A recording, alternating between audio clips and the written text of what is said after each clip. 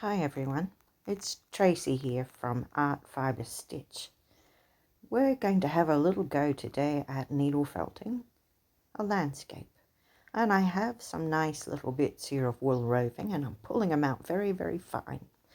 Now I'm using a really nice beige colour for the background, and I don't mind if bits of that poke through, it'll fit in quite nicely. So I'm very sparingly adding some blue to start with for my sky, teasing it out and punching it through with that needle. And the needle has to go in and out. The way it goes in is the way it comes out. Will snap your needle.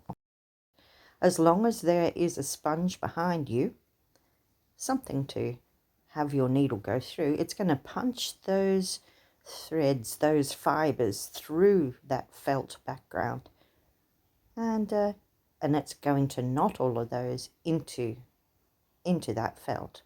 So here I am. I'm going to speed it up because you don't need to see it at ordinary speed. It's much more fun to watch it this way. So as you can see, I am doing the same with some different colors this time, and I'm bringing more in. I'm giving you a look at the back of the felt now so we can see that those fibers are punched through. That's what we want. Now I use a lot of this kind of wool, and I like it. I can pull it apart and use that as a whole different color range. So that's what I'm doing. I'm adding a little bit of green. I've added some gold. I've added some brown. And I'm just making some hills and valleys here.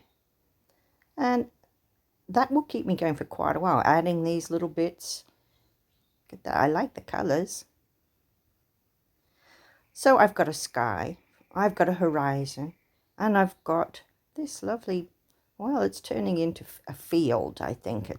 I've got hills and I've got valleys. See how I can use the darker ones to represent the valleys in between those hills. And now using more of this, because it gives me so many colors, I am adding a little bit in there, getting a little bit more depth of color as we go. And I'm going to add some pinks and oranges and colors, and I'm going to have a nice little, well, sunrise, sunset, something. I'm just bringing in some pretty colors into that sky. You see? Now look at this one. This is another wool, and I would just like this little tiny bit here of this nice rosy pink. So I can pop that in, and I might leave some of it a little bit fluffy so it will look like a fluffy cloud. More stabbing. Plenty of stabbing involved in this craft. There. I think that looks pretty good. And we're adding a little bit more all the time.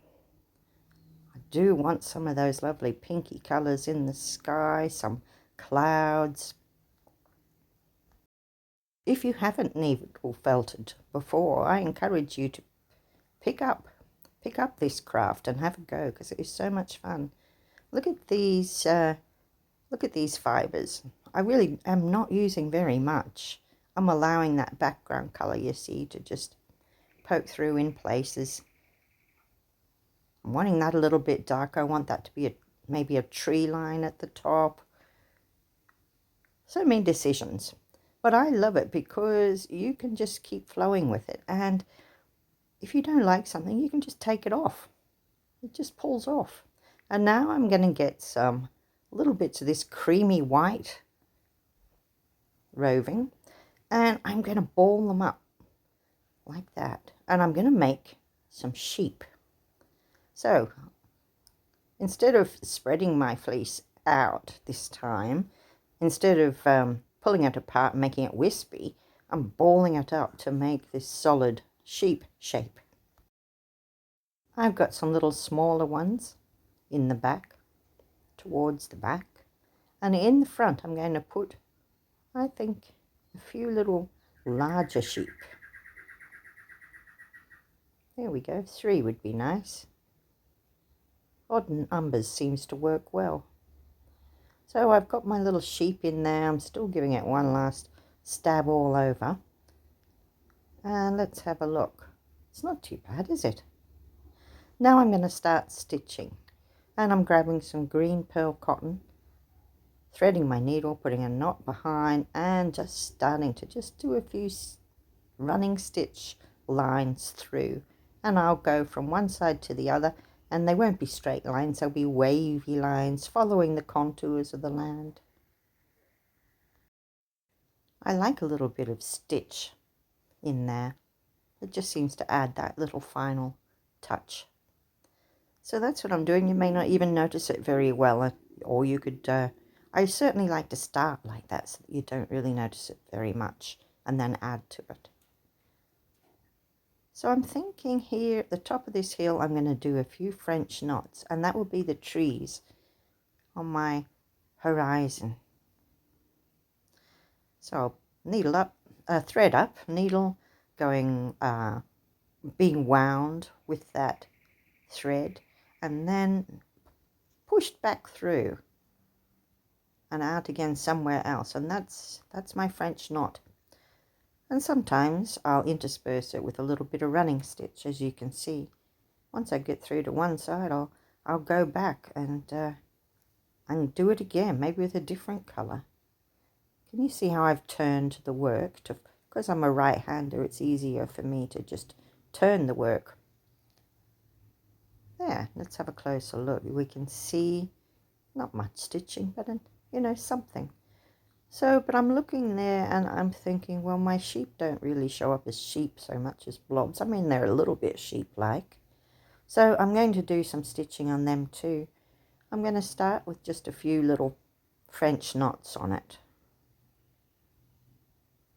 I'm going to make it in virtually the same color. I'm using white here. Later on I'll use a little bit of slightly darker. There, the French knot. Very useful. And can you see how it's so raised up, these balls? It's not flat, it's three-dimensional. I'm just doing a little stitch here. Can you see? I'm doing a couple. And I'm pulling in that top edge, and I'm making it more the shape that I want. Needle sculpting, we call this. I'm going to go up here, and this blob here, I'm going to turn that into two sheep by doing one tight stitch in the middle. See? There. I think that looks more like it. I won't go to too much effort on those back sheep. That's enough. But yeah, here I'm going to do it again. French knots. Now with these stranded cottons that are 6 strands in a length, you can have 2 or 3 or even all 6 if you want, or 1. It's up to you. I think I'm using 2 or 3 here, and I'm just doing a little tiny stitch. In fact, 4 tiny stitches underneath in this chocolatey brown, very, very dark, almost black color.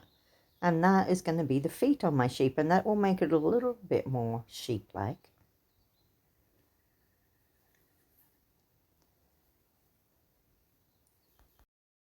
Once again, I'm going to do that little tuck, this time underneath. You see how I've pulled that in, that little head shape there.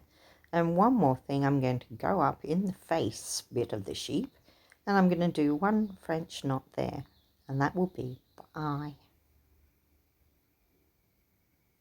There, that's given them a little bit more character. And I'll continue with the others now, doing exactly the same thing. And then we'll be nearly finished, I think. We'll have a look. Now this is not a photo, and this is just a representation of sheep.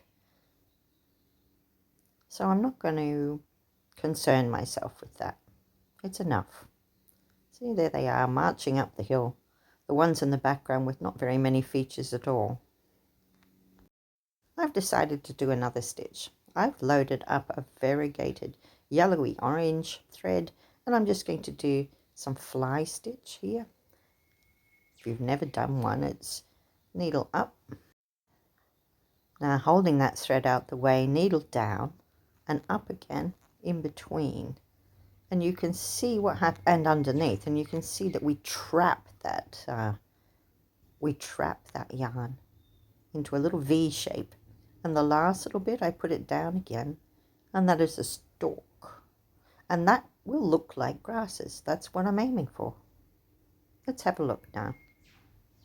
Can you see the little V shapes? So we didn't do very much, but we got a nice little picture happening. And I think it's pretty good. I hope you've enjoyed this. I really do think that everyone should have a go at this lovely craft. It's very therapeutic. Look at that sheep, he's lovely. All right, well, I hope you have enjoyed it, and if you have, don't forget to press like and subscribe if you haven't already. Let me know if you like needle felting and you'd like to see more. I do all kinds of things, and I'll join you next time for something completely different. Thanks again for watching.